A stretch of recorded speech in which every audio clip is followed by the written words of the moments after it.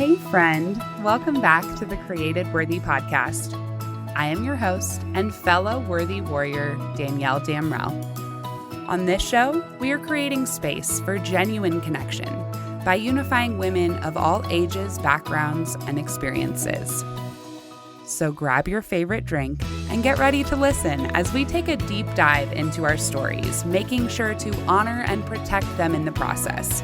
We will also uncover the threads of creative processing that have already played a part in each of our lives. When we know how to utilize this as a skill, we can continue growing into the joy-filled, triumphant women we are created to be. You are created worthy. Hello! Welcome back to the Created Worthy podcast. Today, I am joined by another worthy warrior, Cara Jo Knapp. Cara Jo owns Knapp Design Co., which is a full-service luxury letterpress wedding invitation and day of design studio. If you want to hear more about her life story, you can go back to episodes 28 and 29 from season 2. But today's episode is going to be more of an update.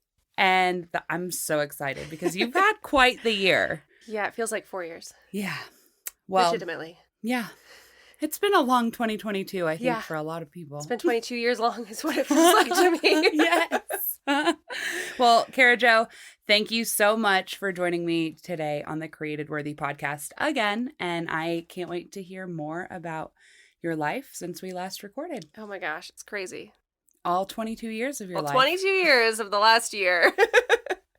Yes. Yeah. Okay, so let's start with your business growth. Oh gosh. Okay. Which part? So in your first couple of episodes, you talked about how you had some big financial goals. Oh, I did, didn't I? Yes. Because I don't just dream little. No. But I do feel like you dream realistically and like True. You're like, I'm going to do in 5 years, I'm going to get to this point. Right. But then you just and then I just blow do right it through anyways. that. And then you do it in 5 months. So Well, yeah, because the letterpress, like getting a printing press, was a 5-year goal that I had last year. And then I did it in 5 weeks. We call it my 5-year to 5-week goal. Yes. So that was really cool to get the printing press in my studio, which for the first half, mostly half of the year, actually the first 3/4 of the year, was in a warehouse, which was okay. But it was like a warehouse studio. Like it was still like a space for creatives mostly, right? Well, I think there was a mix of creative. There was a lot of florists there, so it always smelled really nice. Oh, and there was like that's soap nice. makers and candle makers and stuff like that. But then there was this mix of other entrepreneurs that were very like e-commerce based, and so it was like lots of boxes and like Even though there weren't full walls. Yeah. So could you like hear I could each hear other? everything. Oh, that would be super distracting. It was for me. very distracting. But and my biggest thing there was the lights were on a motion activated sensor, and if I didn't move... Wait. Did you say on motion? I heard emotion. I mean, they could be emotional, but they are on a motion activated sensor. Oh, that's frustrating. Where the sensor was for the lights that were in my space was in the hallway. What?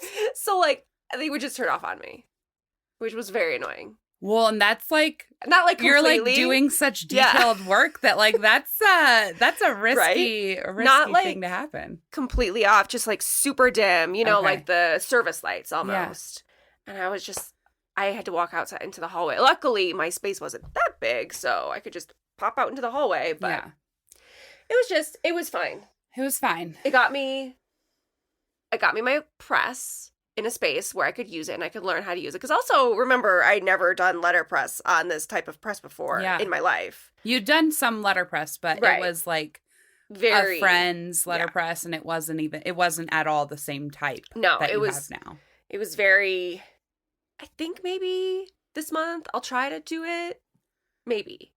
It was very like casual. Yeah. Never put any effort into it. I generally paid other people to do it for me. But then I was like, yeah, I'll buy a printing press. I guess I'll figure it out. So I learned all of that this year. Yeah. From February until whatever today is, December something. Wow. Yeah. So that's how far I've come, which, if you know anything about letterpress, is quite far in my opinion. Yeah. So in less than a year, you're like, that's the majority of what you do now, right? Yeah. I call myself a letterpress printer. Or what do I call it? What was I saying at the market the other day? We are a letterpress studio in Rhino. Yes. Yeah. A letterpress design studio. Yes. In Rhino. In Rhino. Yes. And then you do day of wedding installations. I do, yes. Yeah.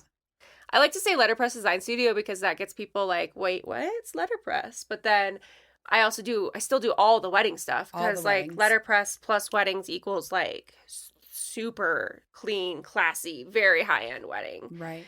Look and feel, which is my favorite thing to do. And they are super high end.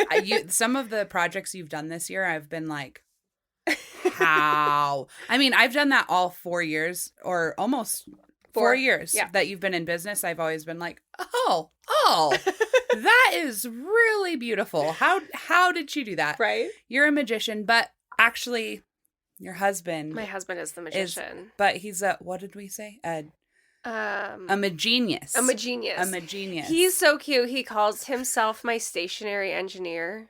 Oh, because he is an engineer. He is an engineer, and he loves to come up with like solutions to problems. There we go. Okay. Yeah. I have to mention that, like, I've been working with you for the last month and a half now. Yay. And oh my gosh, it's been so much fun to like be working together and for me to like be able to see what you're doing and help in the hands-on aspect. But last night or yesterday. Oh my gosh, that was yesterday. That feels like it was 1 year ago.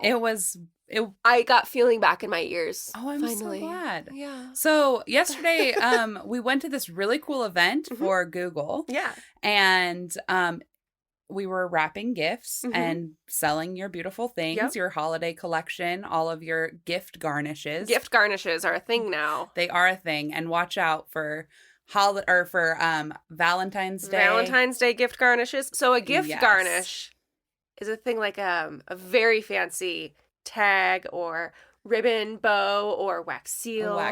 Did you know you can put wax seals on your gifts? And then boom. And then bing bang boom. It makes it look so much better than your aunts. Yeah. Poor Aunt Becky. There's always an Aunt Becky that's just like the worst person in the world for me. Like it looks so, and you can put them on your forehead. Well, okay, so at the first, you weren't there yet. Yeah, no, I wasn't there yet. And like I think Kim had even gone to the bathroom, so it was just me at the booth, and this kid comes up, and he buys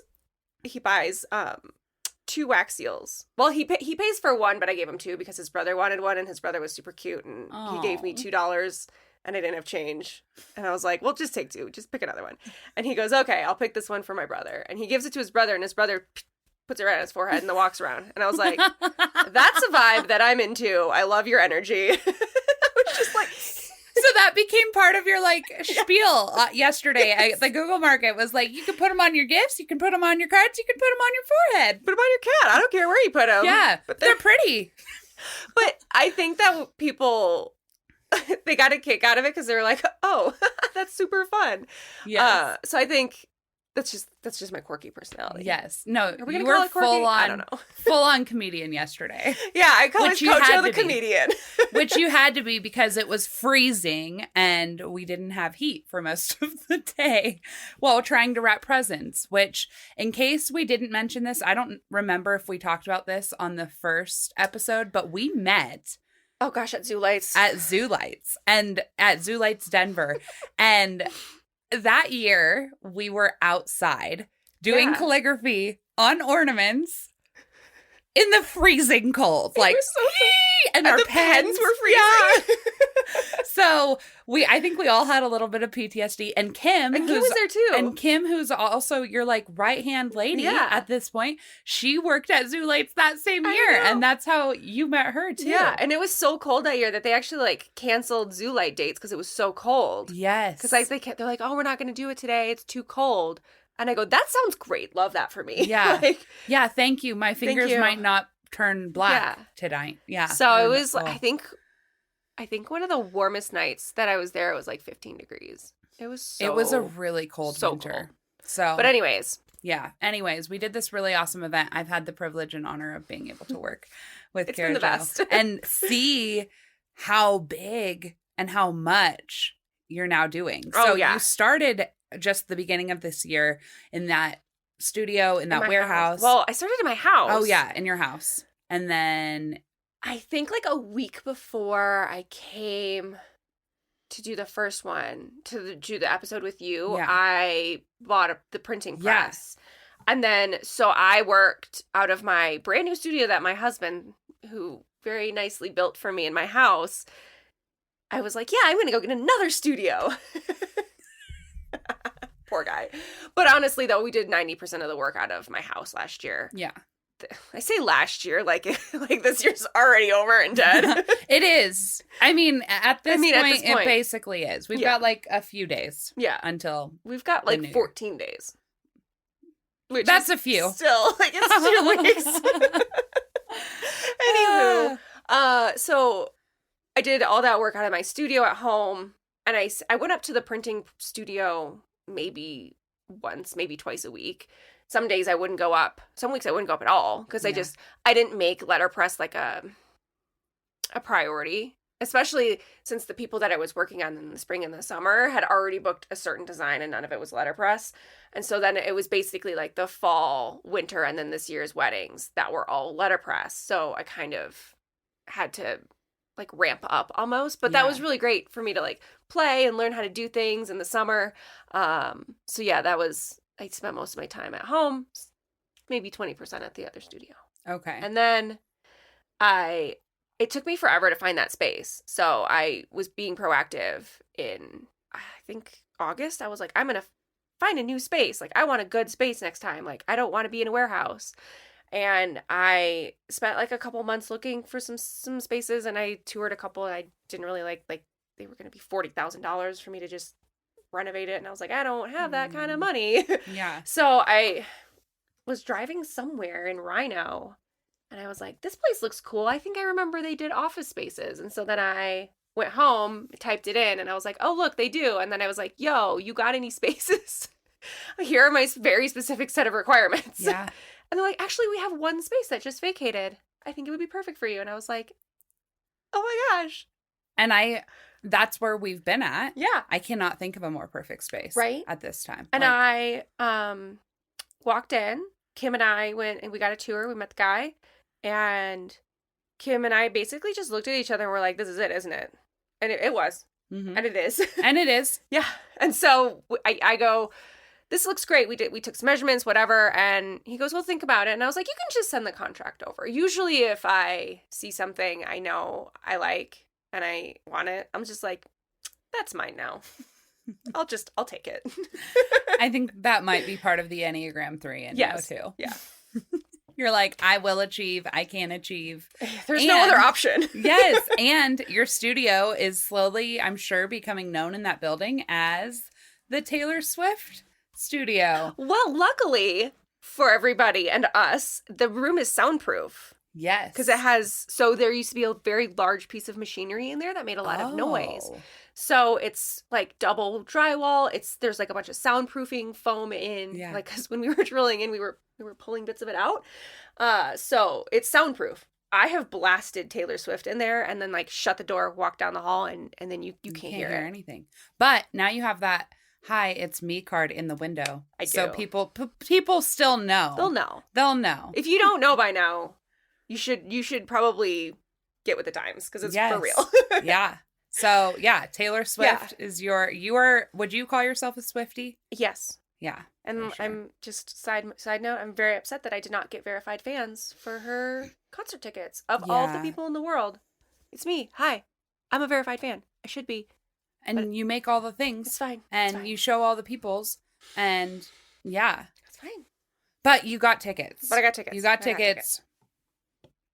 Yeah. We'll leave it there. Well, yeah. And that's all we need to talk about. Anyways, Okay, Anyways. so I forgot what I was... So let's just go back a little bit to summer. Because I know that summer, as good as there were a lot of good things that happened, there was also a lot of very hard things that happened. Oh my gosh, did I just say that? Oh my gosh. Goulash? I think I tried to say gosh and goodness all at the same time. It's cute. Oh my gosh. Oh, you kind of sound like you're Canadian or something. Well, I mean, it's probably the Michigan in me. Yes. It's like that's it. Whenever I say bag or calendar. Bag. Or how do you say dock? Like a boat dock? Yeah. You just said it normal. Oh, like a normal person would? Yeah. But did you hear how I said like boat? Is that bad? Boat? Boat? Boat? Sounds the same. Did a word just become a sound? Boat. Okay, so back to the summer. The summer. Where I wish I was in a boat. Yeah. Yeah, the summer was intense. We did a lot of day of stuff. We kind of very quickly got seen. Let me start that over.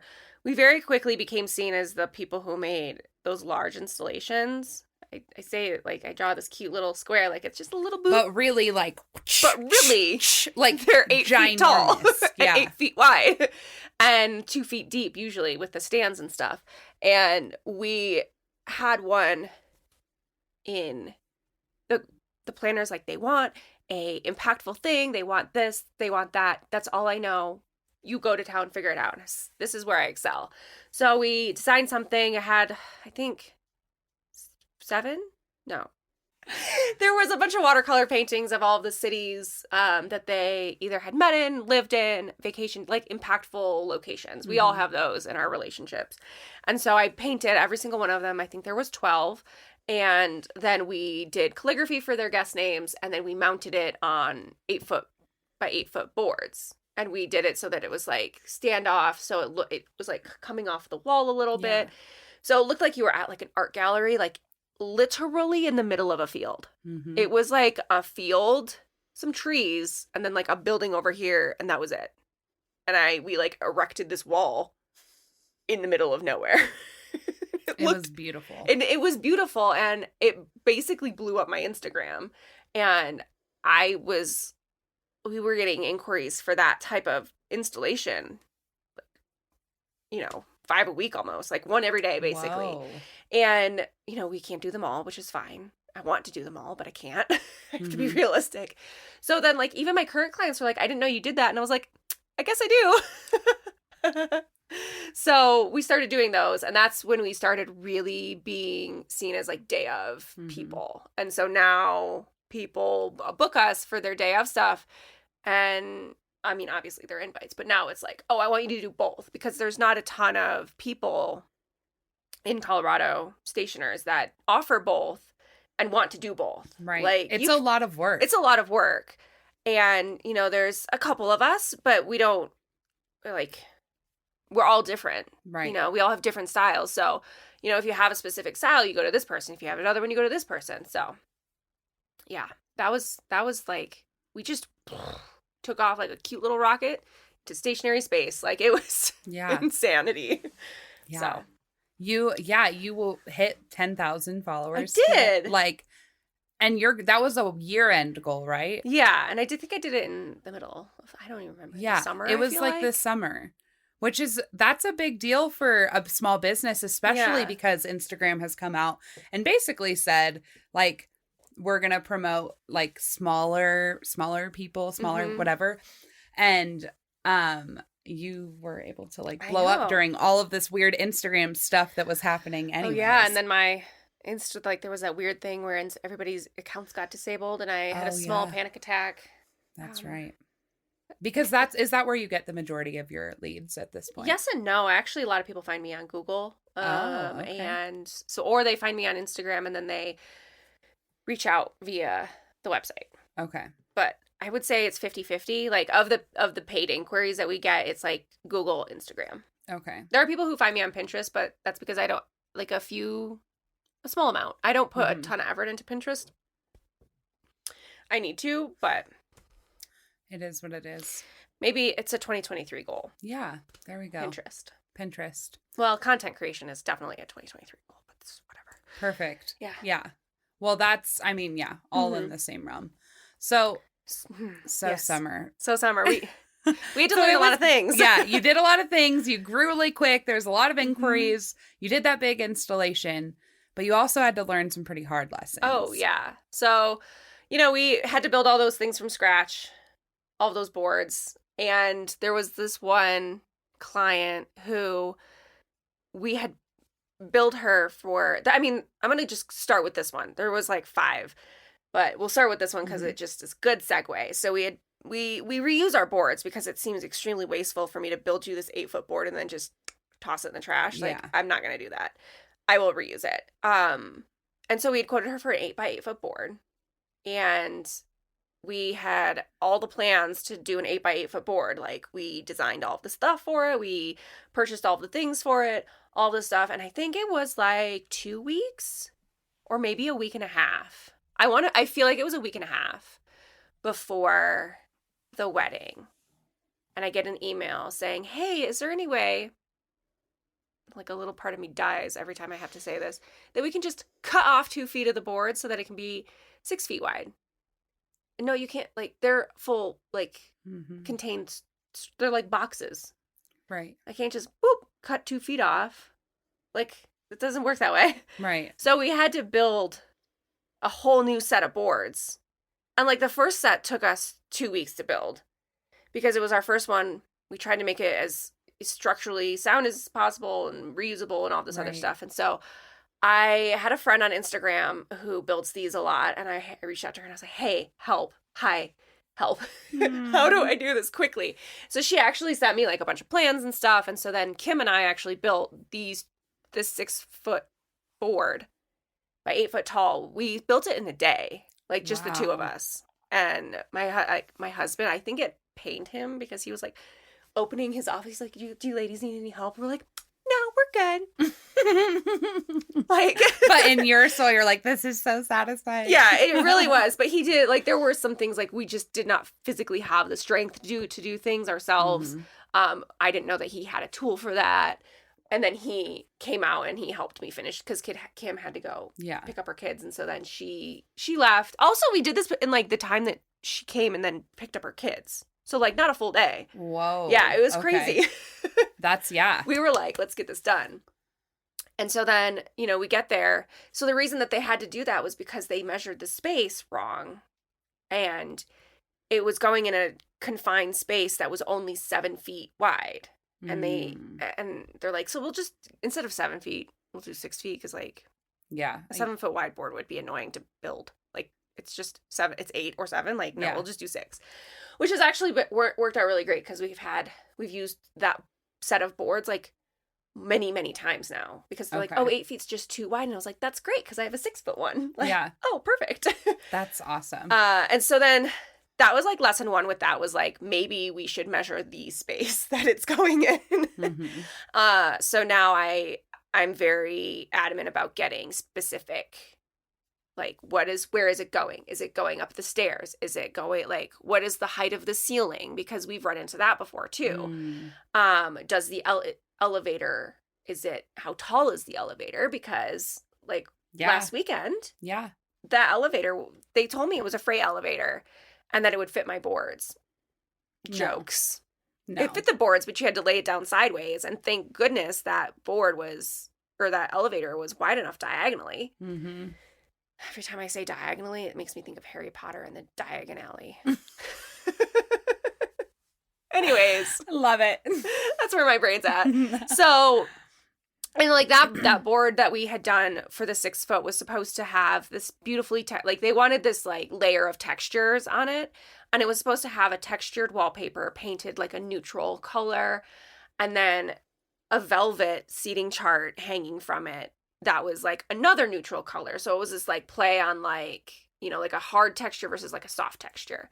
And they had picked out the velvet and all this stuff. There's like, I think 4 velvets that I could print on. They picked out this one and we sent it to print and I got it 2 days, Thursday. I think I got it Thursday and the wedding was Saturday. I was freaking out. Like another thing I learned from this project was that like, we need to get seating charts you need to know where your people are sitting more than 2 weeks in advance. You need to know where your people are sitting like 6 weeks in advance if possible. And if you can't, then like we need to have a different conversation. So that was a fun lesson. So because I get all my fabric printed and it comes from London, so like it can get like there's a variable amount of things that can go wrong. Right. So it shows up and so the board is a warm like taupey color. And the velvet that showed up was a bright white. It was cringy to look at. I was like, ugh, I could not look at it. And it wasn't, what was the sample? It was. But like it printed, so the way the velvet, and it was going to be outside. So, but the way the velvet was designed is it would reflect the light that was around it. Oh. And so it was outside. It was reflecting the blue sky. It's Colorado. The sky's always blue. And so it was very blue toned against the warm color. And I was just like, oh, and you couldn't read it because of the weird reflection. I was like, I can't do this. So I called up the planner and I was like, I can't do this in good conscience. Like, I can't give you this the way it is. So what we did is instead we did frosted acrylic, and I wish you were here this day, but thank God Kim knows calligraphy and how to write on surfaces with pens. Yeah. Which is not a skill that everybody has, I've learned. It's definitely not a thing that people do all the time. So we sat there and we wrote all 180 freaking names on this acrylic in like a day. I had a concert on Friday, so like I couldn't do this like any other, like it had to be done. And so, because we got the acrylic Friday morning, because this all happened Thursday, and the acrylic place was closed, so there was no way I could even get it Thursday. And so I called up my acrylic guys Friday morning, and I was like, hey, help, hi. And they've bailed me out of so many things. They like delivered it to my house and all this stuff. And Kim and we traced all those. It was 5 panels. And it actually turned out like really good. Like it looked so good. Like my only complaint about it is that the brown pen, like the cap of the brown pen didn't match the color. And so it was like a little bit of an orangey brown, and she wanted like a little bit more of a darker brown. Okay. And that was it. But she still loved it. Okay, good. There was no like, but I was stressed out and like I felt terrible about it. I think I gave them a small discount, but like honestly, everybody was happy in the end. Yeah. But oh my God, I learned so many things from that. Like timelines. 2023 is going to be your year of the timeline is what we're calling it. You know, for like it could have, but this all could have been solved, and she still could have had the velvet if we had her seating chart table assignments figured out more than 2 weeks in advance. Right. So many So lessons. now we're like, no, I need all this stuff. Yeah. So now you've learned how to like prevent that from happening by being more on top of those timelines. Exactly. So that's been fun. And also Super velvet fun. reflects the light that's around it. So fun fact. Yeah, and if you print it white, it's going to be all the colors around it. Yeah. Versus like I've done it before where it's like dark blue. Yeah. And that's totally fine. But white. So like in this room, the pink would reflect off of it. Yeah, kind of. Yeah. It would be a weird color. Yeah. Interesting. That's, yeah. And everything in her wedding was warm tones. Yeah. There was not a cool tone in there. So I was panicking. I was straight panicking. But you did it. But fixed I did it. Yeah, I fixed it. I think that it's really good that you're bringing this up and you're like telling the behind the scenes of this specific story, because a lot of people would probably look at your Instagram and they would be like, oh my gosh, she's just like smooth sails through life. And she's grown her Instagram because like she makes all these pretty things and everything's perfect. And she's the queen of art, color, and perfection, as your first episode is called. Like it's so easy for her, but it's not. It's not. No. It's not easy for you. It's not easy for anybody who's, you know, using their craft to serve other people in any way. But especially not in this last year for you, when you've been like, you went from just doing invitation design pretty much last year. Yeah, to, like, I did like a little bit of day of last year. Yeah. Nothing. I did like 2 big boards. They were flat. They were very flat in comparison to what I'm doing now. but I mean, they were still really, really cool, but the stuff I did this year is like next level cool for me. And the stuff we're doing in 2023, next more level. next level. Elevating. Like level 11, next level. It's so exciting.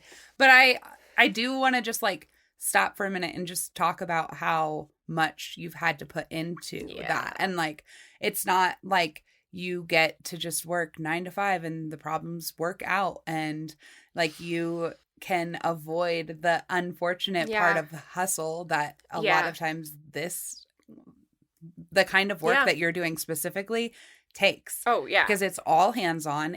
The creative part is entirely from your mind. Yeah. Which is a lot of thought work. Yeah. It's a lot of mind. It's exhausting though. Is, and it's not like as much as it is your passion and it's definitely what you're called to do, and it's everything is beautiful, it's not easy. Oh gosh, no. And people think all the time, I'm sure people are like, oh, it's probably so easy for her because she's so creative and it's natural. Yeah. It's like, no. I bust my ass to do it all. Yeah. Like I had a couple, I had these envelopes, and I print the return address and the guest address on all of our clients' envelopes. And I forgot one number in their return address. So, and then we shipped them out. Like if their address was like 4328 West Evans Avenue or whatever, I did like 238 West Evans Avenue. Oh, so like the first number. Number, because I copy and pasted it, and I didn't check. So now we triple check. Right.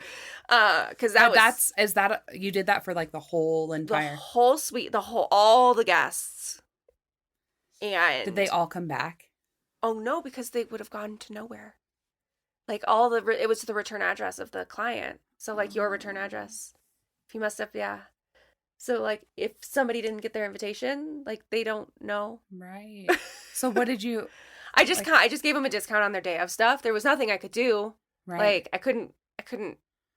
What I did think about doing was like sending out little postcards saying, hey, looks like something happened with our return address. Just in case you need it, this is our updated one. If you did not receive your invitation, please let us know. We'll send you a new one. Mm-hmm. But they didn't. They're like, it's okay.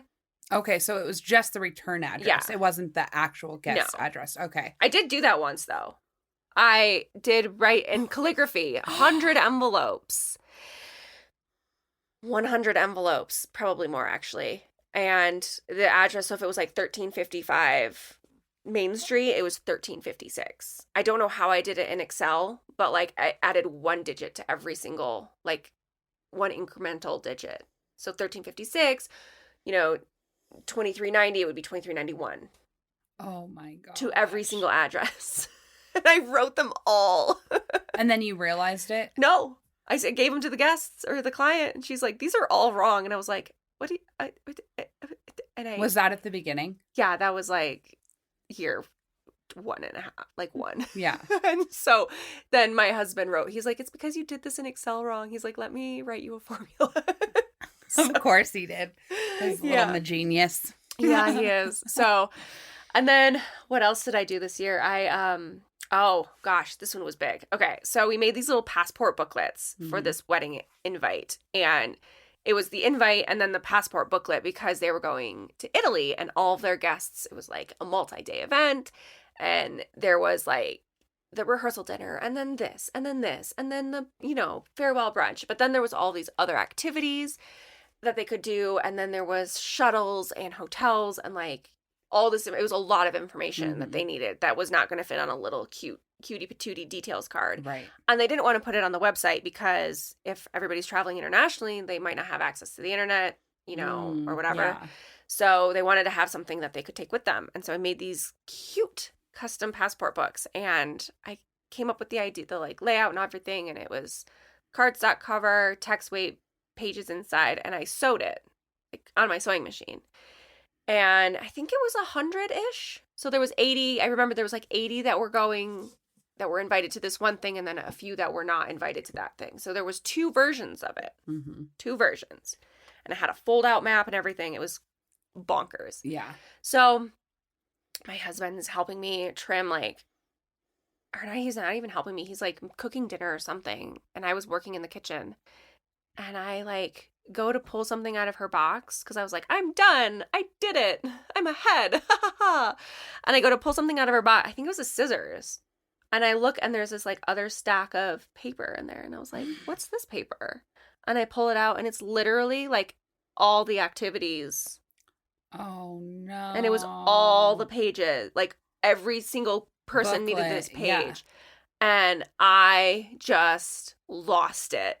I was crying. It was dripping down my chin. And I was so mad. I think I like broke a pencil. I always like to break pencils when I'm upset. I actually heard that that's like a good thing to Yeah. teach your children, like if they are struggling with, Yeah. getting out there. It's like a harmless thing to break. Yeah. Of all the things to break, a pencil. Okay. Yeah. I have like 100 more. So, and then I think I like just screamed really. Have you ever just screamed really loud when you're very frustrated? And my poor cats were like, oh gosh, she can make it. But and then I was like, okay, how can I solve this problem?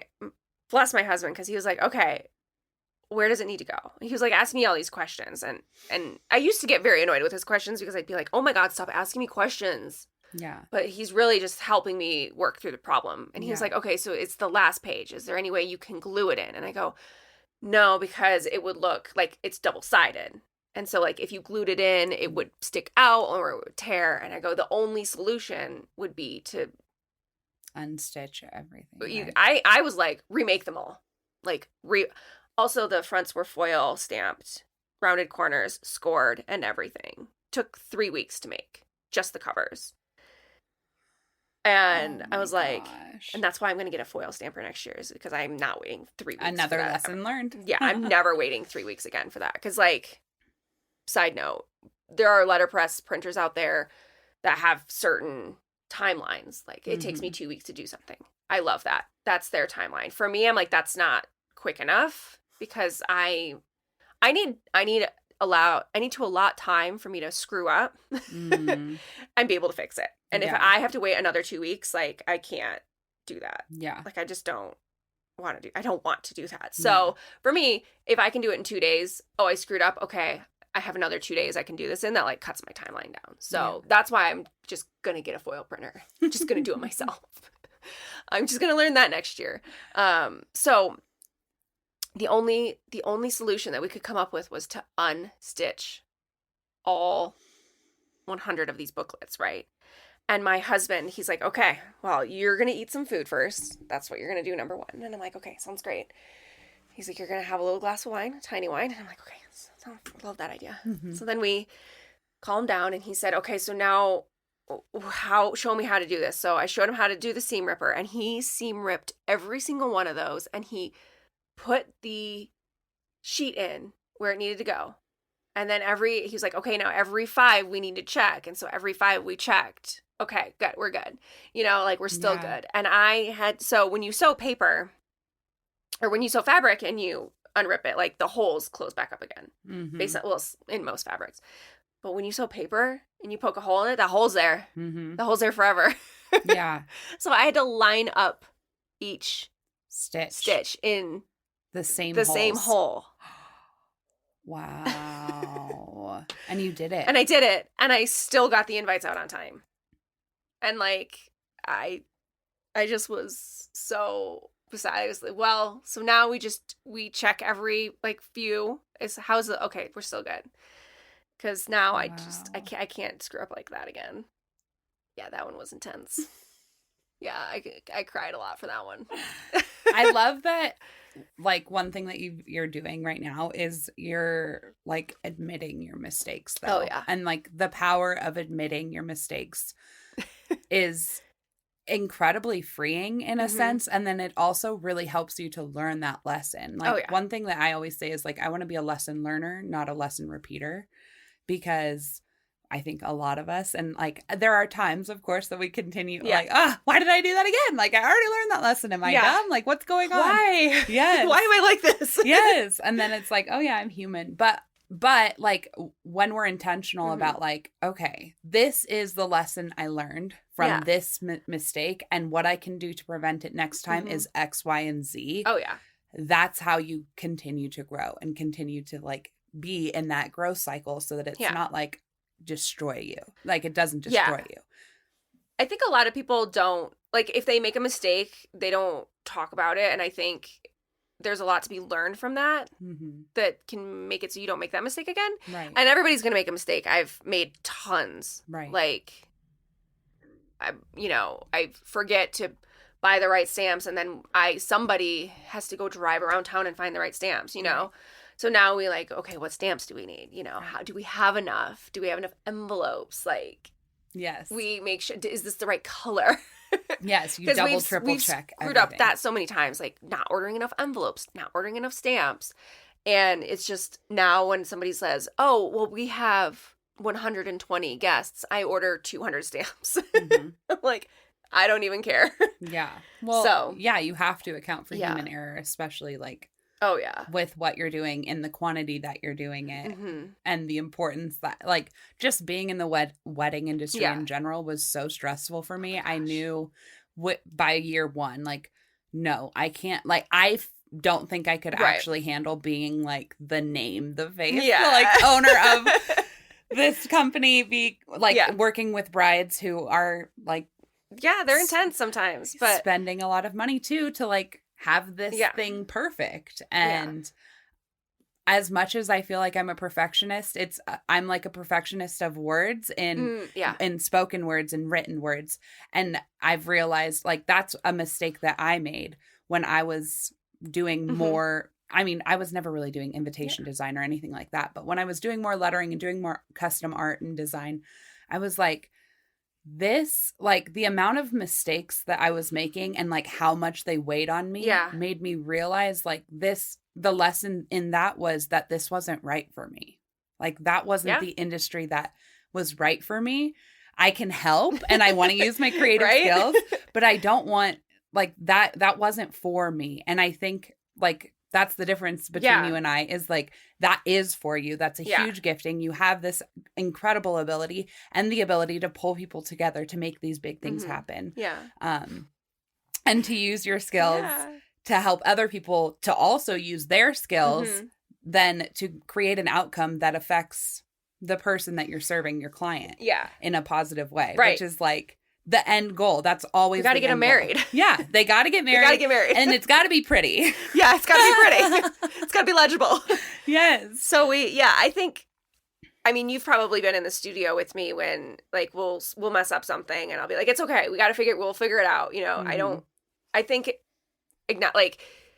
expect everybody to make anything perfect the first time or the 10th time. Yeah. It takes a lot of practice. And sometimes I get really hard on myself. I'm like, why can't I do this? And I, like, the other day I was trying to build a desk. And I was like, this is not hard. Why do I keep screwing up? And Heather was like, why don't you go take a walk? And I was like, I don't wanna. And I was like, I have to go pee. And she's like, go pee. And I was like, fine. And then I left and I was like, wow, okay, so me having to pee was the thing that was irritating me in that moment. And I think sometimes there's like yesterday at that Google thing, I was trying to do something and I was cold and I had this scarf around my neck and I couldn't turn my head. And I was like, and it was the scarf. And I was like, I just undid it once. And then I was like, oh my gosh, I can move my head. That was the thing that was irritating me. Yeah. It wasn't the paper. It wasn't the tape. It's that act of slowing down to like check in with yourself and be like, wait. I think I'm frustrated about this thing, but like, what am I actually feeling in my body? Yeah. Where am I at in my mind? And what do I need to do to like move through this? Right. Which I think is something that like you're working on, I'm working on, we're all working on.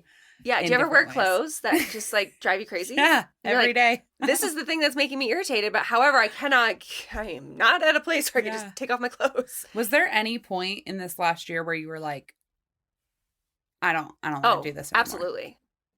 How did you definitely move through that? texted Kim and I said, I think I want to quit. And how did you move through that?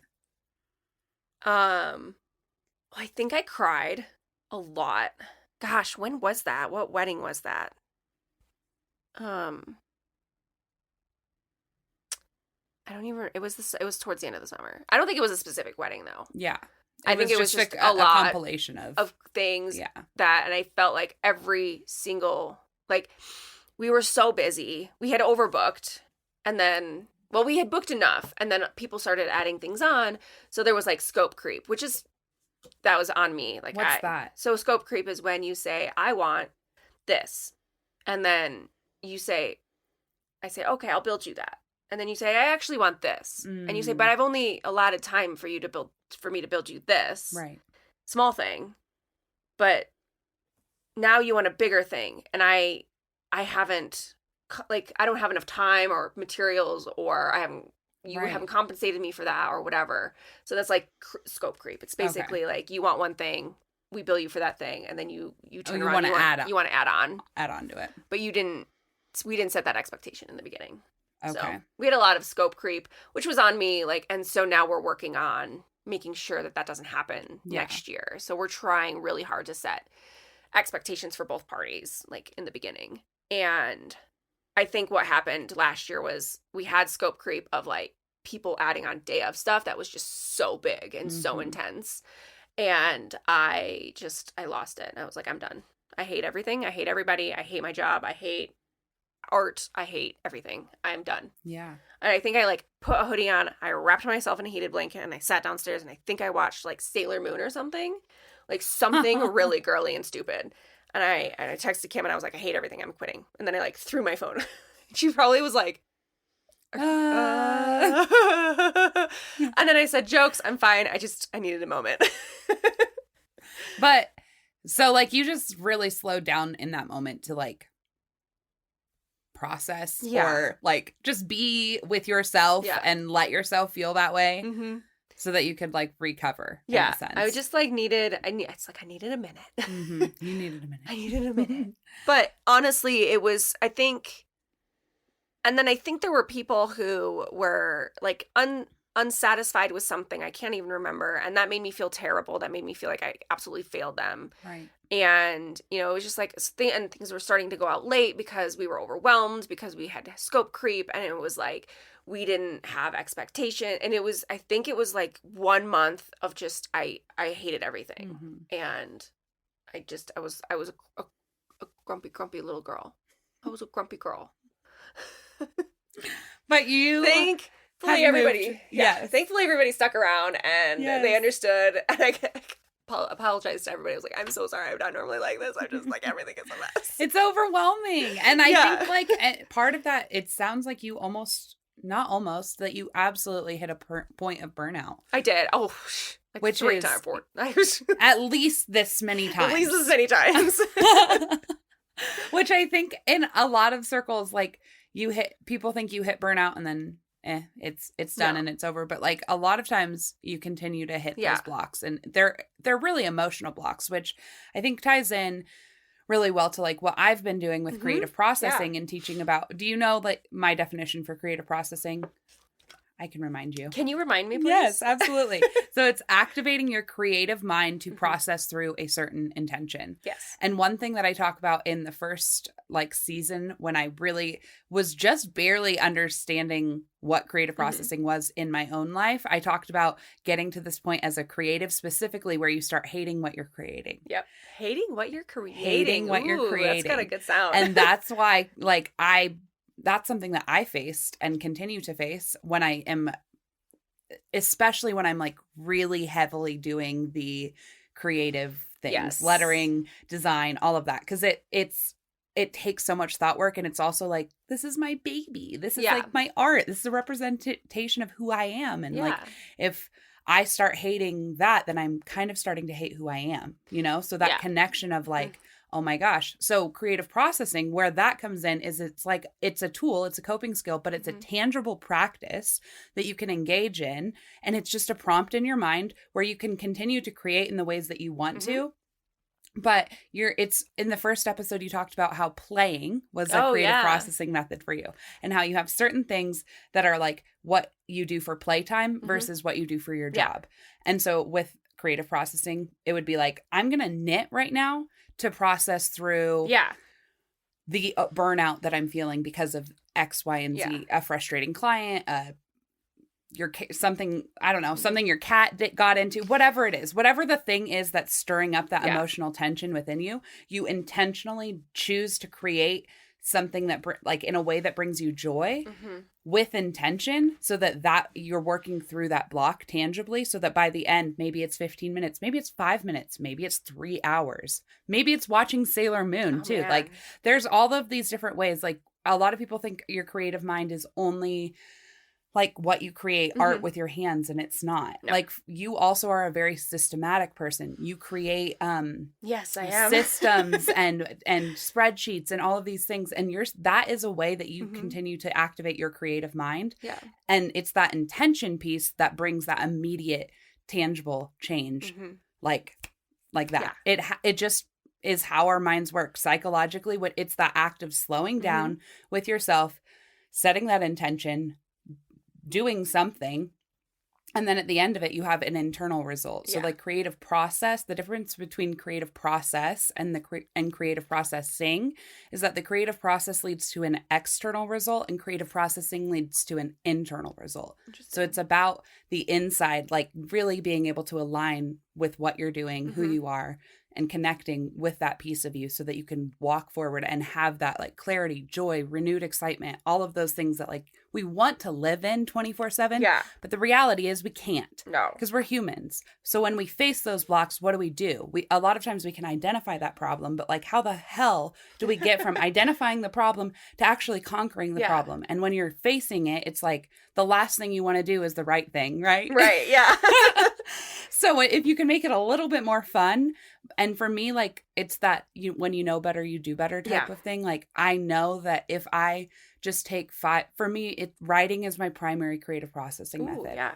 So if I just take 5 minutes, 10 minutes, sometimes I'll be like, I'm going to do 15 minutes and I'll set a timer on my watch. And then I end up like repeating that timer 6 times, but whatever. That's like me in the morning. Yeah. With my snooze. With your snooze. Yeah. Sleep. I love me too. Sleep. I do the exact same thing. Sometimes creative processing for me is actually going and taking a nap.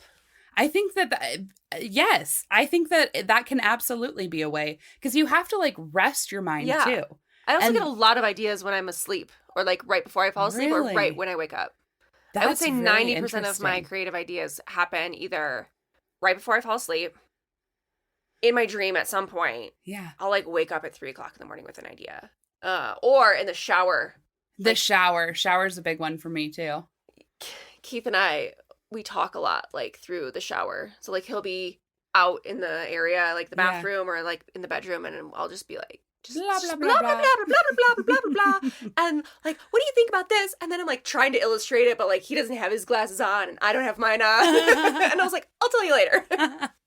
Well, yes, exactly. Yeah. So, also walks, that's a big one too. And what you said in the pre-interview form was music. You also have a notebook of ideas that you write down when you're feeling blah, and then you flip through that to find something to work on that will re-inspire me. Which is that like kind of like a playbook? Like it is. All of the things. A playbook. I like that. I like that. It makes you sound sporty, it too. It does. I'm so sporty. Such a sporty human. Creative, sporty, all the things. Yeah, like the It's Me High card was in there. Okay. And I got, so the 3D ornaments were a result of play that we did. The buckle tags were also a result. Like, I'm just saying relevant things that we just did. But a lot of I think it's really interesting that you figured out a way, because that was one thing that I kind of warned against. But in the last 2.5 years of really studying and figuring out what does creative processing really look like for people, what I've realized is like that I wasn't quite spot on in the first season when I was talking about it, because I hadn't learned enough. But what's really interesting with you is that you are able to turn in that, like, you are able to monetize something that you've done for play. Yeah. The part that you have to be careful about is putting too much pressure on yourself about selling that thing as a result of play, right? Like, because you don't want your heart then to be like, oh, nobody likes this thing that I loved to create. And it's like that. I've started though, and this is just because of my history, is like, and so in college we had a lot of like critiques. Yeah. And I learned through all of those that like even if you love making something and people don't like it, that doesn't make it any less valuable. Exactly. And so if I make a bunch of things and nobody buys them, like that's fine. I just have a bunch of things that I like now. Yeah. And you get to use, and they are really valuable. Yeah. Like a card that says it's me high, like if you buy it, great. If you don't buy it, great. I'm going to send it to my friend anyways. Yeah. Like, which everybody loves those, so. Yeah, I know. I'm actually going to go make some more today. Yay! And, I'm going to make one that says, you make the whole room shimmer, and the shimmer is going to be really big. And I wish I had my foil press because I would make the word shimmer in foil. Can you do, this is a totally random question, but can you do like sparkly ink on? It doesn't look good. It looks muddy. Good. Okay. It looks like if glitter like spent the weekend in the woods. And it just got like gross. Nobody likes dirty glitter. Nobody wants a dirty glitter card. No. But it's going to look amazing. Put that on a t-shirt. I think I might. We have a whole list of like inappropriate t-shirt sayings. And I love that. Nobody wants dirty glitter. So a lot of my play does result in products, but I think that's just because I show so much of my process on Instagram, and a lot of that process is a lot of my playtime. Mm-hmm. And people get really excited about it, and I think And you're a 3, so you're motivated by when people get excited about that. I am extremely motivated when people tell me I could do a good job and that they like the thing that I did, which is great that I'm in the wedding industry. But because everybody's like, oh my gosh, everything is so pretty. And I'm like, oh my God, thank you. I love it. I love that you love it. Like, when people love the things I make them, like, I'm genuinely serious when I say I love that they love them because it's the thing that keeps me going. And so when somebody doesn't love the thing that I made them, that makes me very sad and upset. But I think there's a difference between they asked me to make them something, I made them the thing, and they didn't like it, versus I made the thing because I wanted to make it, and you didn't like it. That's fine. I don't care if you don't like it. Yeah. I made it for me. I didn't make it for you. Yeah, it's almost like that disappointment piece is added in, where you feel like you've disappointed someone. Yeah. But also you're a human. Right.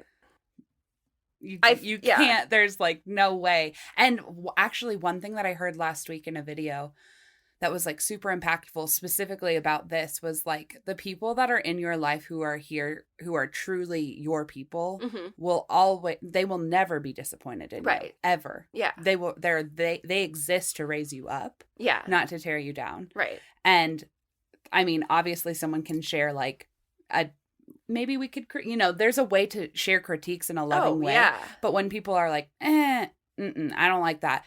They're just there to tear you down. That's not a person you need in your life. That's not a client that you need to be serving. Like, you might have to carry that out because you have a contract or whatever. But it's not I just think that keeping in mind that, like, that's not a real reflection on you necessarily, as much as, like, how they responded to you is a reflection on them. Exactly. If they didn't like it, okay, like, that's their right, whatever. Yeah. But how they responded to that and how they express that, if they're rude about it, then they're not there to raise you up. Yeah. They're not there to help you. They're not there to, like, serve, to be a good human, essentially. Right. Just be a good person. Be a good person. Sounds like a them problem, not a me problem. Exactly. It's my new favorite phrase. That's a them problem, not a me problem. I also like not my circus, not my monkeys. Oh, interesting. It's a good one, too. Yeah, it's like, not my circus, not my monkeys. Yeah. But, being, like, making things and having people buy them is very satisfying. Mm-hmm. But I used to get very upset when people didn't buy them. But now it's fine. You don't like it. That's okay. There's lots of things I see on the internet that I don't like. Right. I just don't buy them. Exactly. And that's okay. I know I'm probably disappointing somebody, but how would I know that? And also, you can't control that. You can't control I can't control the internet. No, not at all. But I'm really proud of you, and I'm so grateful that you came here and you shared about both the good things that have happened this year. So, real quick overview, you set a monetary goal. Oh, I did. You hit it in 5 months. Is that right? What was the monetary goal again? I can't even remember. Was it 150 this year? Because you hit 100 last year, right? Yeah, so last year I did 100. Yeah, that's right. Like, I was like pouring a glass of champagne ready to celebrate, and it was like cha-ching, and I go, oh my God, I hit 100. Pop more bubbly. Yeah. And so then this year I hit 100 in, I believe, the first 4 months, I believe. I feel like that Wow. sounds right. And then I hit 150 in like a couple more months. And then I hit 175, which was my like stretch goal. And as of today, we're like at 200. Which is That's like so exciting. what? Wow. And so it was really interesting at that Google event yesterday. I Mhm. saw a guy that I used to work with like 10 years ago. Yeah. And I don't know what like things were like going through my mind after that event, because I used to work in tech, and so Yeah. like I used to be in that world. And I saw this guy yesterday that I used to work. He like was in my interview at the job that I got that moved me to Colorado. So Yeah. it was this like full circle moment of like reflection for me. And he goes, "Wait, I know you." And I was like, "Yes, you do. I used to work with you." He goes, "Oh my God, that was like 10 years ago." I go, "I know." And he's like, "Why? Wait. Why? Wait." Yeah. Like his brain stopped. He's like, why are you here?" I think he was trying to find a nice way of saying like, "Why are you here?" Yeah. And so I go, "Oh, I'm over there doing the gift wrapping tent. They invited my company to come do gift wrapping and then also sell our goods." And he goes, "Oh, what company do you work for?" And I go, "It's my company. Like, it's mine." And he goes, "Oh." And I could tell he almost said, "Oh, that's cute." Oh gosh. But he goes, "Oh, I bet it's like something super artsy." And I go, "Yeah, we're a luxury letterpress studio." And he goes, "That sounds about right." I go, "Uh-huh." And he's like, "That's really cool." And I go, "I know." And then I just like walked away. And I thought, like, I'm super awkward. I can so picture that. I think I go, "Was that macaroni and cheese in your bowl?" I think like as I left, and I was like, "Why did I say that? Why am I like this?" But because this is your baby. yeah, and I'm just like I'm very awkward. Like I met another printer in California, and I go, "It's so good to meet you in your face." And I go, "I don't know why I said that. I'm just awkward." And she's like, "It's nice to meet you in your face too." And I go, "Thank you."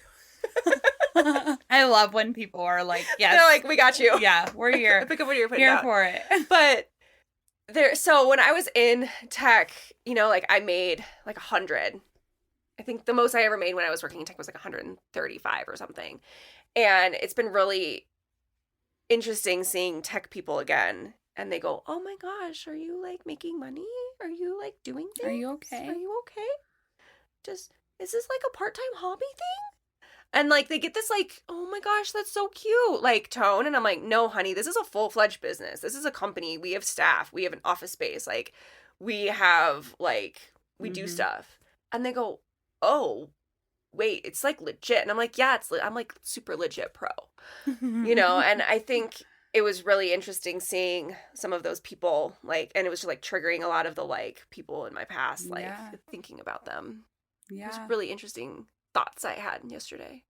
It's crazy how like it's like one of those full circle moments of like, I know you think that like artists are all starving artists, but like we're not all out here starving. Like we're making, and even if you're not making a ton of money, like hopefully you're living in your purpose and you have a lot happier life now. Yeah. Because you're doing the thing that you've been called to do. Right. Like we do work for some really cool companies. Like we do work for like Hennessy and now Google, I guess. Yeah. But it's not just like, "Oh, I think I'll sell like a cute little greeting card on Etsy." Mm-hmm. I also hate it. I do have an Etsy shop, but I do hate it when people go, "Oh, so do you have like a little Etsy shop?"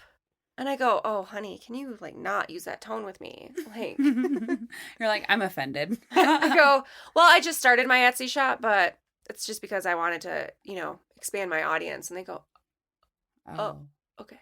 Yeah. Like, don't know how to reply. Yeah. Well, you have a really exciting year coming up with 2023. Yeah. I'm so proud of you for hitting your, like, blowing your monetary goals out of the water this year. Even though 2022 was 22 years long. It was. Facts. And you wanted to quit at one point. You didn't. You kept showing up. You kept pushing forward. Yep. You have inspired a lot of people, even I'm sure in this episode, to just like keep moving forward. Like sometimes it really does suck and you hit a wall and you're like, I can't do this. But if you keep pushing through that, freedom really is on the other side of that really uncomfortable place. I also think one thing that I did this year is I have a group of friends that we all text each other when we like screw up, like royally screw up. And it's just like, hey, I messed up. And then it's like, text message, right? And so it's been really helpful to have those people that are in the industry and are also extremely creative and extremely talented and like good at what they do, also screw up and be like, oh my God, here, let me tell you the 4 ways I screwed up today. And it's kind of like, it's very like relieving to know that you're not alone. Yeah. You're not alone. You're not alone. And, you know, it's just like having that group of like people that's like a safe little space of, oh my gosh, we all screwed up. Oh, well, we're still here. Yeah. We're still going to do this thing. We're still going to get married. Yes, exactly. So, well, where can listeners find and connect with you? Well, our Instagram is probably my favorite place, which is just Knapp Design Co. That's KNAPP Design Co. Yes, and we'll have all her links in the show notes. And then our Etsy shop is the same name. Spoiler alert, everything is knappdesignco.com, on Etsy, on Instagram, on Pinterest. All of the things. All the things. Knapp Design Co. Yeah, that's it. That's me. I love it. Yeah. Well, I am so grateful to have spent some time with you here today and for your courage and vulnerability to share both your wins and your, you know, my mess ups. Your mess ups. It's okay. Exactly. But please keep creating beautiful things and inspiring others to move past their fears and towards the life that they actually enjoy living. Of course. You, my friend, are created worthy.